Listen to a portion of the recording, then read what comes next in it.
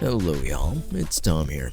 This is the MSI Titan 18HX AI and it gets an Intel Ultra 9 285HX, an NVIDIA RTX 5090, 64GB of DDR5 RAM, and 6TB of storage. 6TB. That's pretty cool. Now, I'll be straight with you. This laptop costs practically around $5,000. That's no small amount of money, but you also get the best performance for it, at least in a laptop.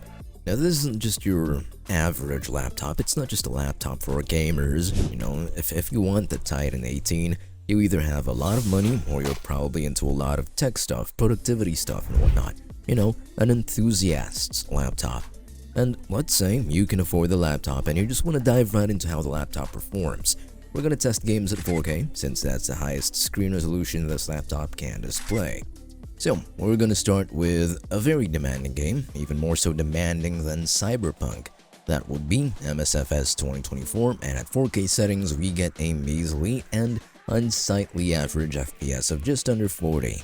Enabling DLSS and then setting it to quality, however, yields slightly better results at just under 50 frames per second. And then, going further, if we enable frame generation, which will help, the FPS will most certainly go up by about 20 frames per second. Now, let's talk about Cyberpunk. At 4K Ultra, with path tracing on, DLSS is set to quality and frame gen is set to 4 times, we get an average FPS of around 70, which is pretty playable. Now, again, those games were tested at 4K, and 4K is a pretty demanding screen resolution, and this laptop actually handles it pretty decently. Now that's thanks to the RTX 5090 on this laptop, or rather in the laptop, which gets an awesome 24GB of GDDR7 VRAM. 4K at high settings is going to be a breeze with this GPU, but of course, expect any sort of ray tracing and path tracing and all those fancy tracing shenanigans to be graphically demanding, especially at 4K. And, you know, 4K in general is just a very demanding resolution, so you'll probably have to, you know, tone down some settings, maybe enable DLSS and frame generation and whatnot. Still, very good. Now, the Ultra 9 285HX is a very powerful CPU. It's one of the best CPUs in a laptop, and it's probably, you know, the best CPU in a laptop as of today. You're not really going to be looking for much more, to be honest, so if you have the money and you want the best of the best, then this laptop's just it, you know? Now, let's talk about the rest of the laptop, specifically the other hardware, the screen, the ports, and the overall build quality. 64GB of DDR5 RAM should suffice for pretty much whatever use you have, and I would go so far as to say that it's a tad overkill for gaming, even in 4K. Still, 64GB is 64GB, and that's a lot. I don't think you have to upgrade anytime soon. If you still wanna, for some reason you get 2 memory slots, and you'd have to replace the already installed modules. Now, storage is where I feel quite jealous. You get 6TB of storage, and really, there's no reason to upgrade from that. At least from a gaming perspective, but if you still want to upgrade the storage, you get 4 SSD slots in total, which I think is fucking great for upgradability. And that's 3 PCIe 4 slots and 1 PCIe 5 slot. And now, let's talk about the screen. The screen. It's a 4K screen, and it's got a 120Hz refresh rate, and it's a mini LED.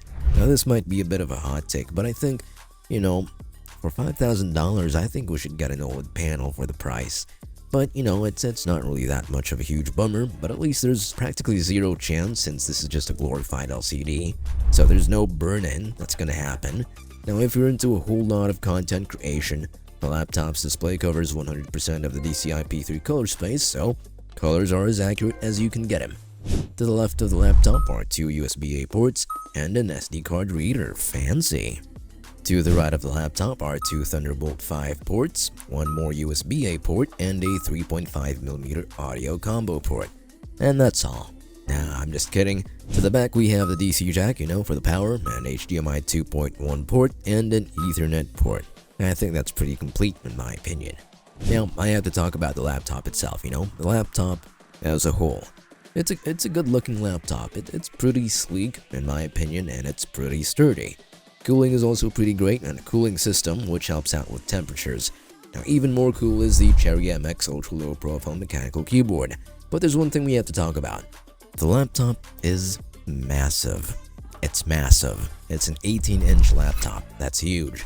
Now, sure, it's thin, but the components inside don't make it any more lighter. It's huge, and it's heavy. With all that said though, $5,000 is a pretty good price for the laptop since it's practically got the best specs possible for a laptop, at least at the time of writing. So, if you want to check it out, you can scan this QR code or check out the link in the description below. It's Tom, thanks for watching, have an awesome day.